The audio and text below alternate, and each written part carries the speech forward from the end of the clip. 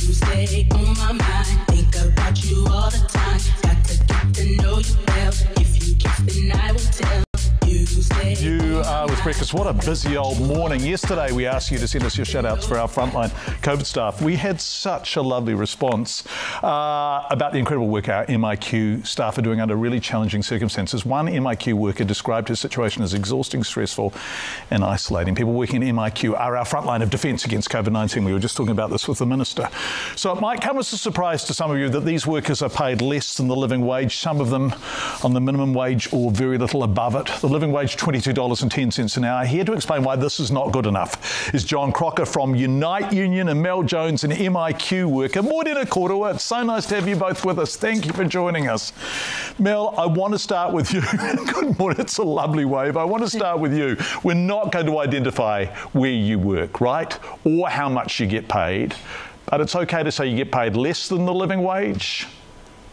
That's right. Yeah, and tell us about your job. Tell us what you do. So it feels as if every day I go into work, I have a weight on my shoulders that I just can't shake because it's constant and it never ends.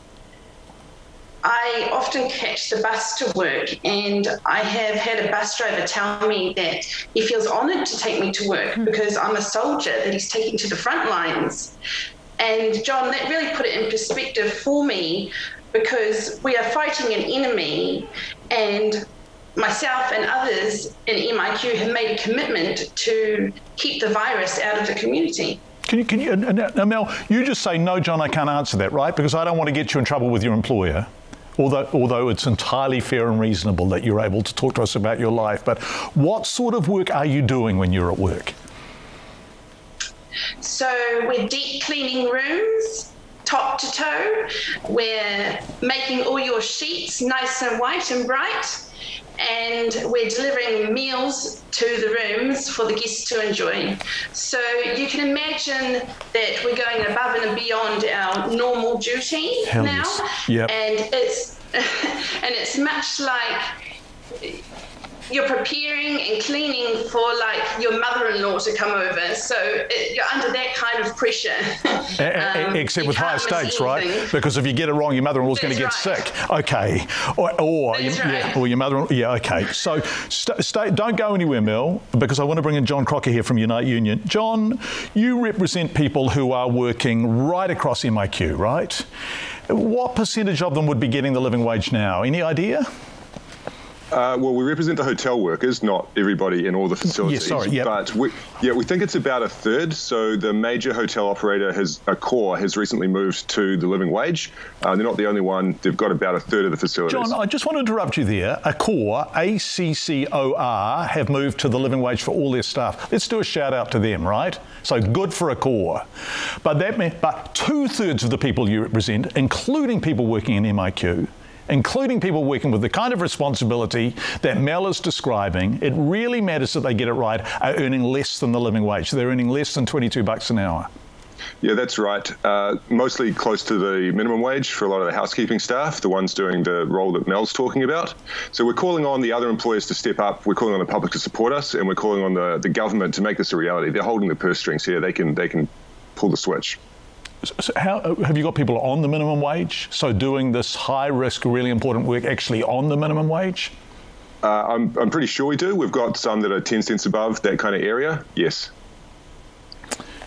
Mel, we tell you, sorry John, stay there. I just want to bring Mel back in. We tell you all the time that what you do matters. And we say we're grateful, and we had a beautiful response to MIQ workers yesterday. But do you feel sometimes there is a disparity between what we say to you and what we pay you? So what I do matters, and I really appreciate everyone's comments on that. Going to work gives me purpose, but I really need kindness and compensation for what I'm doing, and the living wage will give me dignity for that.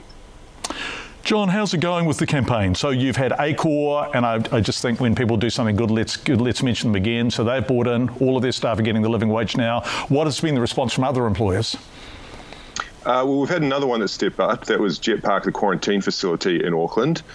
We haven't had a lot of other positive response from them. We've got a petition going that's getting good response. We were at the big day out on Sunday, and the public response was great. People were surprised that this wasn't always the reality. So can you clarify that for me? So Jet Park now paying the living wage too for all of their staff? Yes. Okay, so this is good news. So you're getting response bit by bit. Of course, employers, particularly in hospo and accommodation, are going to say times are hard. We've got no foreign tourists. Actually, we are squeezed at the margins, and every cent counts. And so the difference between the minimum wage and the living wage is over $3 an hour, right? Can they afford it?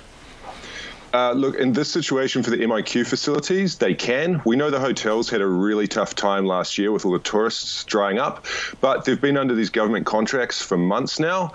We don't have access to the exact details, but we understand they're well compensated. And look, Accor has shown that they can. So I don't see any reason why the other operators can't match that. And if these are government contracts, are you calling on the government too to have discussions with the people who are doing this MIQ and quarantine work about what they're paying their workers? Not quite discussions. I was listening to the minister's answers in the House yesterday, and discussions aren't what we want. We want them to be conditional. If you're going to operate one of these facilities on the front line, keep the public safe, then you can pay the living wage. And if the government needs to chip in a few bucks, I think it can do that. I think Accor has shown it's not necessary. I think they just need to make it conditional to maintain these contracts. And they need to come out and say it publicly that they're going to do this. Having discussions, that's, again, it's kind words, and these workers deserve more than that. Okay, so the quid pro quo for getting these contracts, and the thing about having these contracts is if you get it right, your hotel is full, right, at a time when a lot of hotels aren't full. So they're good contracts to have, I guess, notwithstanding the risk attached to them. You're saying the quid pro quo for getting these contracts is that you pay the living wage. Yeah, that's exactly right, John. That's exactly what we're saying. Okay, Mel, what difference would it make to you? And you can't tell us in dollar terms because that would disclose how much you're getting paid. But I suspect it would make quite a difference to you, would it? So I'm a young woman, a millennial, after rent. I can't even buy an avocado, right? So I'd like to have some avocado on toast to make me nice and strong before I go to work, to have a good day. Can you tell, sorry, Mel, can you tell me, after you've paid rent, you can say bugger off, John, that's personal information, but after you've paid your rent and your utilities and your bills and all that, how much do you have to live on each week? And lest we forget, you are doing this really important work in an MIQ facility. Roughly how much are you living on after your expenses?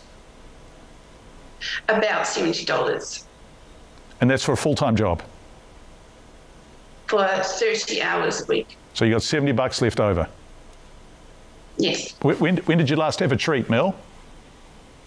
I haven't had a treat since Christmas, so...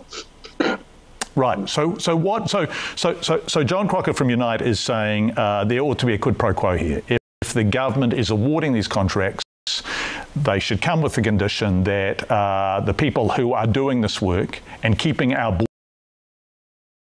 borders as safe as is humanly possible are paid the living wage. It's the stupidest question I've asked this morning, but you would agree with that, wouldn't you, Mel? I agree that all MIQ workers need the living wage. Mel Jones, thank you so much for joining us this morning. Was that your first appearance on the telly, Mel? No, however, I produced and hosted a radio show before. I was just going to say you were smashing it out of the park. I thought, wow. Okay, I just thought, wow, you're good. Okay, well, that figures. Mel, it's so nice to have you with us. Thank you. We really wish you well. And we got... Thank you very much, John. Yesterday we talked about MIQ workers and we got beautiful feedback about the work you're doing. So lovely. Yeah, to you and everyone who's doing that work, thank you. And John Crocker from Unite, thanks so much for joining us. Thank you very much. Thank you.